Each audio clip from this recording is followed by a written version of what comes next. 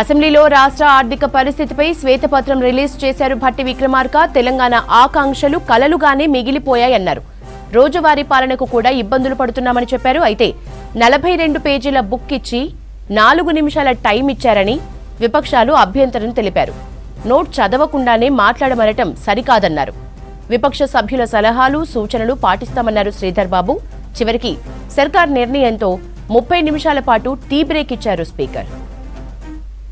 సభలో ప్రవేశపెట్టేటువంటి ఇచ్చేటువంటి ఈ వైట్ పేపర్ని శ్వేతపత్రాన్ని సంపూర్ణంగా అవగాహన చేసుకొని అర్థం చేసుకొని భవిష్యత్తు కోసం ఈ రాష్ట్ర ప్రజల అందరి అభివృద్ధి కోసం సహేతుకమైనటువంటి సలహాలు సూచనలు కూడా ఇస్తారని నేను ఆశిస్తూ ఈ short discussion white paper and finances పైన చర్చ మొదలు పెట్టవలసిందిగా మీ ద్వారా విజ్ఞప్తి చేస్తూ ఉన్నాను. Thank you. Now short discussions Shri T Harish Rao garu. ఇది ఇచ్చి 2 నిమిషాలు కూడా కాదు కదా అధ్యక్ష. ఇప్పుడు గౌరవ ఉప ముఖ్యమంత్రి గారు భట్టి విక్రమార్క గారు 42 పేజీల బుక్ను మాకు ఇచ్చి 4 నిమిషాలు కాలేదు. కనీసం ఇది మేము చదవకుండానే ఈరోజు మమ్మల్ని మాట్లాడమంటున్నటువంటి పరిస్థితి. నిన్నటి నుంచి నేను మన అసెంబ్లీ సెక్రటరీ గారిని మీ ఆ కార్యాలయాన్ని కూడా ఈ సభలో నోటు మీరు ముందుగా ఇవ్వండి, అట్లీస్ట్ సభ్యులు ప్రిపేర్ అయ్యి రావడానికి ఉంటుందని చెప్తే ఈ నోటు ఈరోజు సభలో వారు లేచి మాట్లాడడం స్టార్ట్ అయిన తర్వాత మా చేతిలో పెట్టినారు. Then how a member can speak on this అధ్యక్ష? భవిష్యత్తులోనైనా నేను మీతో కోరేది ఒకటే, అట్లీస్ట్ ప్రభుత్వం టేబుల్ మీద పెట్టేటువంటి పేపర్ను ముందు రోజు సభ్యులకు ఇచ్చినట్టయితే సభ్యులు ప్రిపేర్ అయ్యి రావడానికి ఉంటుంది. రెండవది అధ్యక్ష మీతో ఒక సబ్మిషన్. మీరు ఈరోజు కూడా కొత్త సభ్యులు 57 మంది ఉన్నారు, వాళ్ళు కూడా చక్కగా నేర్చుకోవాలి, సహకరించాలన్నారు. తప్పకుండా మేము సహకరిస్తాం. కానీ మీరు కూడా దయచేసి సభ్యుల హక్కులను కూడా కాపాడాలి. We have to read so many pages, sir.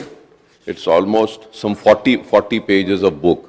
So through you, I just want to make one request, because we can have a fruitful discussion, we can have a good discussion, and we can also come up with good suggestions as a constructive opposition. If you could give us a tea break of at least 40 minutes or an hour, I'll be very thankful to you, sir. We will be able to read this, sir. ఈ రోజు వారు చెప్పిన సలహా సూచనలు తప్పకుండా మీరు అనుమతిస్తే definitely sir, వారు చెప్పిన సలహా ప్రకారం మీరు టీ బ్రేక్ ఇచ్చి మేము ఒక మంచి ఆలోచనతోనే రాబోయే కాలంలో ఈ ఆర్థిక వ్యవస్థను మెరుగుపరిచే ప్రయత్నంలో ముందుకు వెళ్తున్న తరుణంలో వారిచ్చే మంచి సలహా సూచనలు తీసుకెళ్లే ప్రయత్నంలో ఉన్నాం. కాబట్టి అసెంబ్లీలో రాష్ట్ర ఆర్థిక పరిస్థితిపై శ్వేతపత్రం రిలీజ్ చేశారు భట్టి విక్రమార్క. తెలంగాణ ఆకాంక్షలు కలలుగానే మిగిలిపోయాయన్నారు. రోజువారీ పాలనకు కూడా ఇబ్బందులు పడుతున్నామని చెప్పారు. అయితే 42 పేజీల బుక్ ఇచ్చి 4 నిమిషాల టైం ఇచ్చారని విపక్షాలు అభ్యంతరం తెలిపారు. నోట్ చదవకుండానే మాట్లాడమనటం సరికాదన్నారు. విపక్ష సభ్యుల సలహాలు సూచనలు పాటిస్తామన్నారు శ్రీధర్ బాబు. చివరికి సర్కార్ నిర్ణయంతో 30 నిమిషాల పాటు టీ బ్రేక్ ఇచ్చారు స్పీకర్. ఇదే అంశంపై డీటెయిల్స్ సత్యం అందిస్తారు. సత్యం, అసెంబ్లీలో రాష్ట్ర ఆర్థిక పరిస్థితిపై శ్వేతపత్రం రిలీజ్ చేశారు భట్టి విక్రమార్క. తెలంగాణ ఆకాంక్షలు కలలుగానే మిగిలిపోయాయన్నారు. రోజువారీ పాలనకు కూడా ఇబ్బందులు పడుతున్నామని చెప్పారు. అయితే 42 పేజీల బుక్ ఇచ్చి 4 నిమిషాల టైం ఇచ్చారని విపక్షాలు అభ్యంతరం తెలిపాయి. నోట్ చదవకుండానే మాట్లాడమనటం సరికాదన్నారు. విపక్ష సభ్యుల సలహాలు సూచనలు పాటిస్తామన్నారు శ్రీధర్ బాబు. చివరికి సర్కార్ నిర్ణయంతో 30 నిమిషాల పాటు టీ బ్రేక్ ఇచ్చారు స్పీకర్.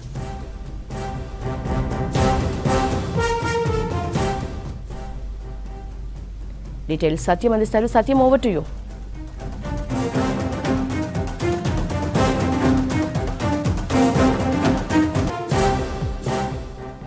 అసెంబ్లీలో రాష్ట్ర ఆర్థిక పరిస్థితిపై శ్వేతపత్రం రిలీజ్ చేశారు భట్టి. తెలంగాణ ఆకాంక్షలు కలలుగానే మిగిలిపోయాయన్నారు. రోజువారీ పాలనకు కూడా ఇబ్బందులు పడుతున్నామని చెప్పారు. 42 పేజీల బుక్ ఇచ్చి 4 నిమిషాల టైం ఇచ్చారని విపక్షాలు అభ్యంతరం తెలిపాయి. నోట్ చదవకుండానే మాట్లాడమనటం సరికాదన్నాయి. విపక్ష సభ్యుల సలహాలు సూచనల మేరకు శ్రీధర్ బాబు చివరికి సర్కార్ నిర్ణయంతో 30 నిమిషాల పాటు టీ బ్రేక్ ఇచ్చారు స్పీకర్.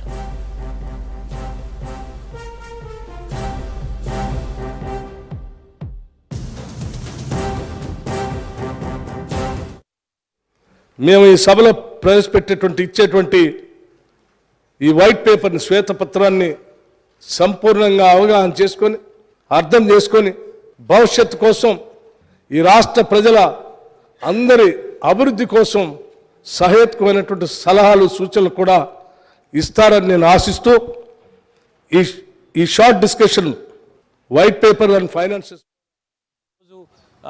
అధికార పార్టీ శ్వేతపత్రాలు విడుదల చేస్తుంది. ఆర్థిక పరిస్థితి ఏ విధంగా ఉంది రాష్ట్రానికి సంబంధించిన అంశంపై ఈరోజు అసెంబ్లీలో షార్ట్ డిస్కషన్కి ప్రభుత్వం షార్ట్ డిస్కషన్ ప్రారంభించింది. అయితే ఈ షార్ట్ డిస్కషన్ని ఆర్థిక మంత్రి డిప్యూటీ సీఎం బట్టి విక్రమార్క ప్రారంభించిన తర్వాత టేబుల్ చేసిన అంశాలకు సంబంధించి 42 పేజీలకు సంబంధించిన డాటాను అసెంబ్లీలో ప్రభుత్వం టేబుల్ చేసింది. అయితే అన్ని డిపార్ట్మెంట్కి సంబంధించి గత ప్రభుత్వం రాష్ట్రంలో తెలంగాణ రాష్ట్రం ఏర్పడిన తర్వాత గత ప్రభుత్వం 2014 నుంచి 2023 వరకు ఎంత అప్పులు చేసింది, ఏ డిపార్ట్మెంట్లో ఆర్థిక పరిస్థితి ఏ విధంగా ఉందన్న అంశంపై రాష్ట్ర ప్రభుత్వం షార్ట్ డిస్కషన్కి అసెంబ్లీలో ప్రారంభించిన తర్వాత విపక్షాన్ని నుంచి బీఆర్ఎస్ పార్టీ నుంచి హరీష్ రావుని మాట్లాడాలంటూ కూడా అవకాశం ఇస్తూ ప్రభుత్వం షార్ట్ డిస్కషన్ ప్రారంభించింది. కానీ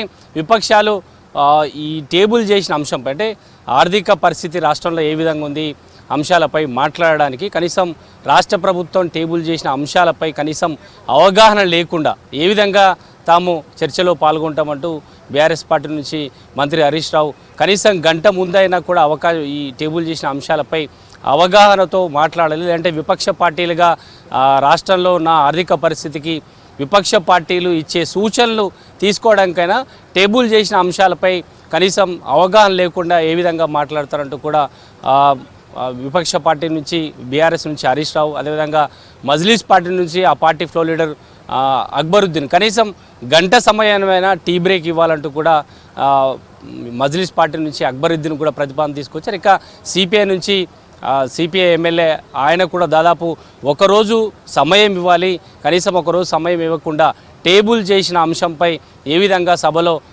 సూచనలు సలహాలు ఇస్తారనే అంశంపై కూడా విపక్ష పార్టీ నుంచి 3 సభ్యులు కోరడంతో ప్రభుత్వం దాదాపు గంట సమయం ఇవ్వాలని విపక్షాలు డిమాండ్ తేవడంతో ప్రభుత్వం దాదాపు అరగంట పాటు టీ బ్రేక్ ఇస్తామని రాష్ట్ర ప్రభుత్వం నుంచి శాసనసభ వ్యవహారాల మంత్రి శ్రీధర్ బాబు అరగంట టీ బ్రేక్ ఇచ్చారు. అయితే ఆర్థిక పరిస్థితి ఏ విధంగా ఉంది రాష్ట్రంలో, ఫైనాన్షియల్ పరిస్థితి ఎక్కడైతే రాష్ట్రం తెలంగాణ రాష్ట్రం ఏర్పడిన తర్వాత ముఖ్యంగా 2014లో తెలంగాణ రాష్ట్రం ఏర్పడినప్పుడు మిగులు బడ్జెట్తో తెలంగాణ రాష్ట్రం ఏర్పడింది. కానీ ఆ తర్వాత బీఆర్ఎస్ ప్రభుత్వం 2 పర్యాయాలు ప్రభుత్వం ఏర్పడిన తర్వాత అనేక అప్పులు చేసిందనే అంశాన్ని పదే కాంగ్రెస్ పార్టీ అధికారంలోకి వచ్చినప్పటి నుంచి ఎన్నికల ప్రచారంలోప్పుడు కూడా కాంగ్రెస్ పార్టీ పదే ఈ అంశాన్ని ప్రస్తావిస్తూ వచ్చింది.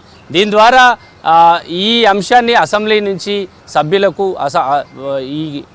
ఈ కొత్త అసెంబ్లీలో ఎన్నికైన సభ్యులకు చెప్పడంతో పాటు తెలంగాణ ప్రజలకు కొత్తగా ఏర్పడిన కాంగ్రెస్ ప్రభుత్వం ఈ అంశాన్ని తెలంగాణ ప్రజలకు సభ్యులకు అందరూ కూడా ఇప్పుడున్న ఆర్థిక పరిస్థితి ఇప్పుడు ఈ విధంగా ఉంది, కానీ కాంగ్రెస్ పార్టీ ఇచ్చిన హామీలు 6 గ్యారంటీస్ని అమలు చేయడానికి ఎలాంటి ఈ రాష్ట్రంలో ఉన్న ఆర్థిక పరిస్థితిని చక్కదిద్దడానికి ఈ ప్రభుత్వం ముందుగా ఒక ప్రయారిటీగా ముందుకెళ్తుంది. కాబట్టి ఈ గతంలో ఆర్థిక పరిస్థితి ఏ విధంగా ఉందనే అంశంపై 2014-15లో ఆ సంవత్సరం ఎస్టిమేషన్ బడ్జెట్ 1,638,000 కోట్లు కాగా ఎక్స్పెండిచర్ ఈ టేబుల్ ప్రకారం ఈ బుక్ ఇప్పుడు ఇచ్చిన టేబుల్ చేసిన బుక్ ప్రకారం చూస్తే 62,306 కోట్లు. ఇక యాక్చువల్ ఎక్స్పెండిచర్ అండ్ బడ్జెట్ ఆ సంవత్సరానికి 2014-15కి 61.9% ఈ టేబుల్లో చూశారు. కానీ ఇక 2015-16లో 1,15,689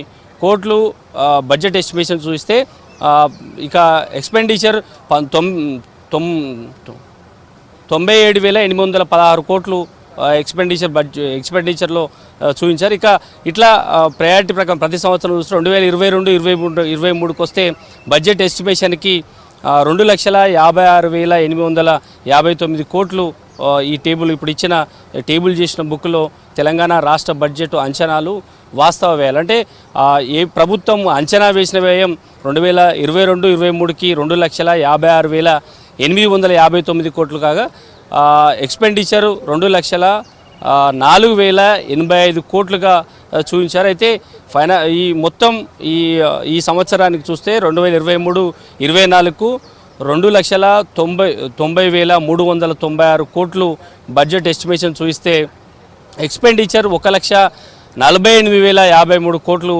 మొత్తం 51% ఈసారి ఆర్థిక పరిస్థితి ఉంది.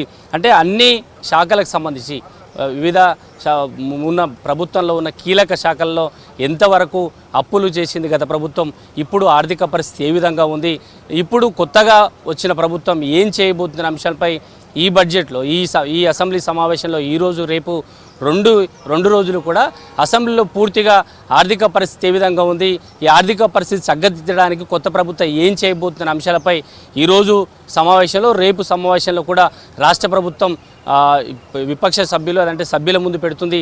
ఇక దీని ద్వారా సభ ద్వారా తెలంగాణ ప్రజలందరికీ కూడా ఆర్థిక పరిస్థితి ఏ విధంగా ఉందనే అంశాలపై ఈ సభ నుంచి చెప్పే ఒక ప్రయత్నం రాష్ట్ర ప్రభుత్వం చేస్తుంది. కానీ విపక్షంగా ఉన్న గతంలో అధికారంలో ఉన్న బీఆర్ఎస్ పార్టీ చేసిన అప్పుల కంటే కూడా ఆస్తులు ఎక్కువగా మేము తీసుకురాగలిగినాం. ఇప్పుడు అప్పులు చూపిస్తున్నారు కానీ దాని ద్వారా స్థిర చరాస్తులు రాష్ట్ర ప్రభుత్వం అత్యధికంగా చేయగలిగింది. దాని ద్వారా ఆస్తులు ఉన్నాయి కాబట్టి అప్పులు తేయగలిగామనే అంశాన్ని విపక్షంలో ఉన్న బీఆర్ఎస్ పార్టీ ఈరోజు అధికార పార్టీకి కౌంటర్ ఇచ్చే ఒక ప్రయత్నం ఈ సభా వేదిక నుంచి చేస్తుంది. దీంతో ఇటు విపక్షం అధికార పక్షాల మధ్య మాటల యుద్ధం కొనసాగే అవకాశం ఉంది. ఎందుకంటే గత 3 రోజులుగా కూడా రాష్ట్ర ప్రభుత్వం పూర్తిగా గత ప్రభుత్వం ఏం చేసింది, అప్పుల విషయంలో ఎక్కడ నిర్లక్ష్యం చేసింది, ఉన్న ఆస్తులు అంటే ప్రభుత్వానికి ఉన్న ఆస్తులు పూర్తిగా అమ్మి దాని ద్వారా అప్పులు చేసిందనే అంశాన్ని తెలంగాణ ప్రజలకు చెప్పే ఒక ప్రయత్నాన్ని కాంగ్రెస్ పార్టీ కొత్తగా అధికారంలోకి వచ్చింది. కాబట్టి అప్పుడు తెలంగాణ రాష్ట్రం ఇచ్చినప్పుడు కాంగ్రెస్ పార్టీ మిగులు బడ్జెట్తో రాష్ట్రం ఇచ్చింది. కానీ 10 ఏళ్ళు బీఆర్ఎస్ పార్టీ ప్రభుత్వంలోకి వచ్చిన తర్వాత 10 ఏళ్లలో ఇక్కడ తెలంగాణలో ఉన్న ఆస్తులను కరగబోసి అక్కడున్న అప్పులను అత్యధికంగా చేసింది అనే అంశాన్ని ఈ సభలో కాంగ్రెస్ పార్టీ చెప్పే ప్రయత్నం చేస్తుంది. కానీ కాంగ్రెస్ పార్టీ ఎన్నికల హామీ ఇచ్చింది 6 గ్యారంటీస్ అమలు చేయాలి. కాబట్టి తాము చేయబోయే పథకాలకు సంబంధించి ప్రజల్లో ఏ విధంగా తాము చేయబోతున్నాం, రాష్ట్రంలో అప్పుల్లో ఉన్న రాష్ట్రాన్ని ఆర్థిక పరిస్థితిని చక్కదిద్దడానికి కాంగ్రెస్ ప్రభుత్వం ఏం చేయబోతున్న అంశాలను పూర్తిగా ఈ సభ నుంచి చెప్పే ఒక ప్రయత్నం కాంగ్రెస్ పార్టీ చేస్తుందని చెప్పొచ్చు.